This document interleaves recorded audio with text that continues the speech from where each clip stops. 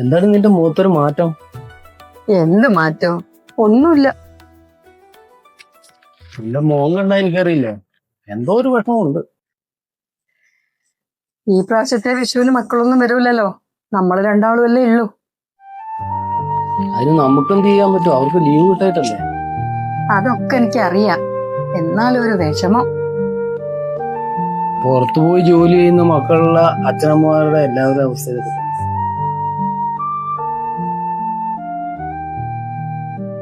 അല്ല, വേണുവേട്ടനല്ലേ വരുന്നേ?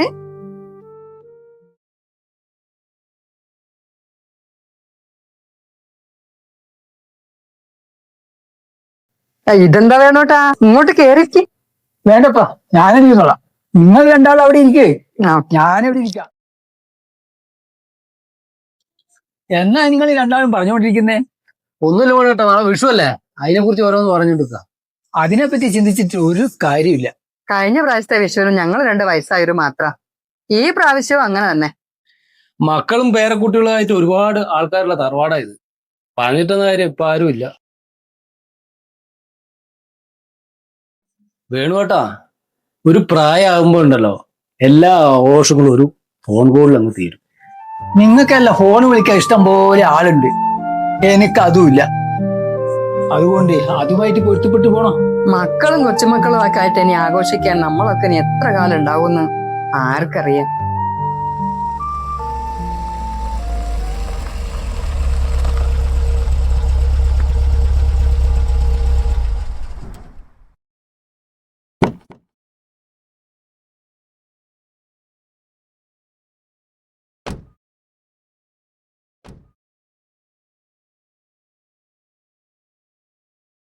എന്റെ മനസ്സ് ഉറപ്പിച്ചു പറയുന്നു, ഈ വിഷുവിന് നിങ്ങളൊക്കെ എല്ലാരും ഉണ്ടാവും.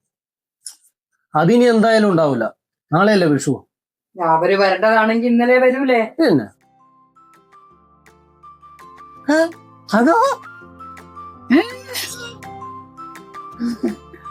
പകരുണ്ട്.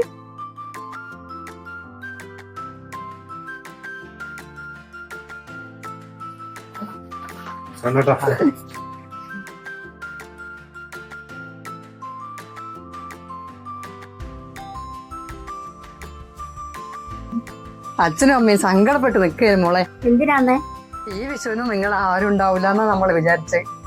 അമ്മ ഇങ്ങക്ക് അറിയുന്നല്ലേ അടുത്ത കാര്യങ്ങളല്ലോ.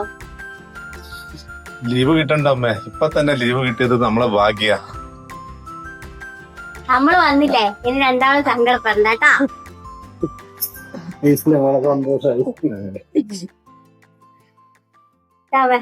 ചെറിയൊരു വിഷ്കോടി നമ്മളെ വക. അച്ഛനും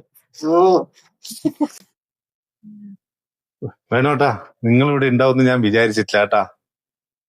ഞാനിവിടെ ഒറ്റയ്ക്ക് ഇരിക്കണ്ടെന്ന് വെച്ചിട്ട് ഇങ്ങോട്ട് വന്നതാ. അതെ അല്ലേ, എന്നാ പിന്നെ വിഷു എല്ലായിട്ട് എന്റെ ഒരു കൈനീട്ടായിരിക്കട്ടെ കേട്ടാ.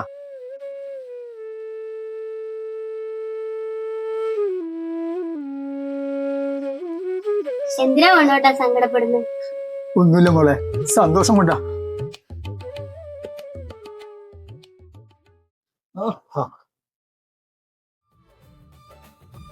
എന്തല്ല വിജു, എന്തല്ല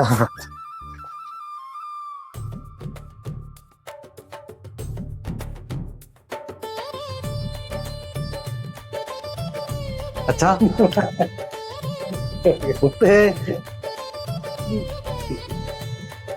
അമ്മേ, നേരത്തെ എത്തിയോ? ഇല്ലേ, ഇപ്പൊ എത്തിയിട്ടേ ഉള്ളൂ. വിജു പാടാ. ഇതാണ് നമ്മുടെ വക ചെറിയ ഇഷ്കോട്ട്.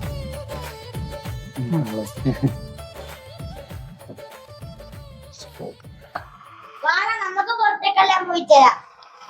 എന്താ അച്ഛാ, ഇതിനെ കൊണ്ട് ഞാൻ തോറ്റി. കൊണ്ടാമേ നമുക്ക് ചായ വെക്കാലോ.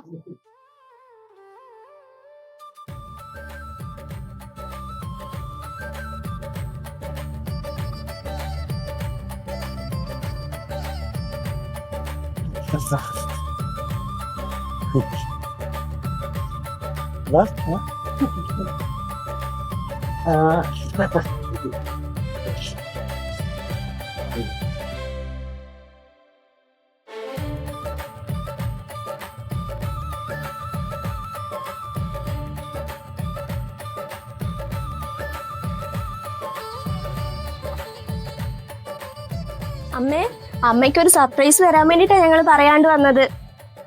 എന്തായാലും നിങ്ങൾ എല്ലാരും കൂടി ചേർന്ന് നമ്മളെ കുറച്ച് സങ്കടപ്പെടുത്തി. ഇപ്പൊ എന്തായാലും സന്തോഷമായി കേട്ടാ. അച്ഛനോടും അമ്മയോടും ഒരു കാര്യം പറയാനുണ്ട്. നമ്മളെല്ലാരും ചേർന്നെടുത്തൊരു തീരുമാനമാണ്. അതെന്താണെന്ന് വെച്ചാ പറ മോനെ, അതെല്ലാരും ഒന്ന് അറിയട്ടെന്ന്.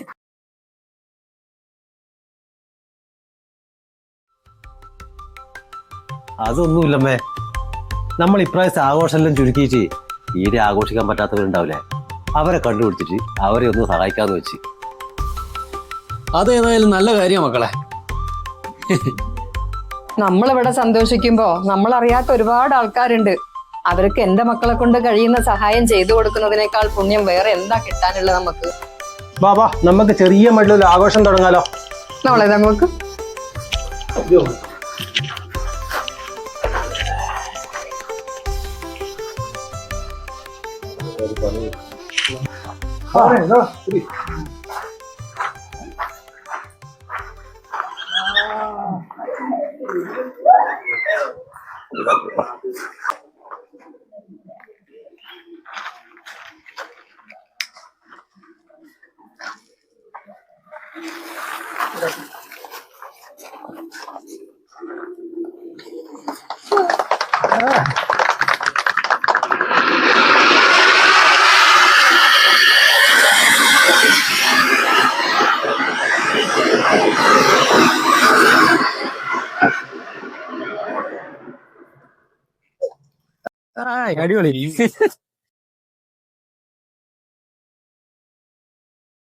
എല്ലാരും വാ, ചായ കുടിക്കാലോ.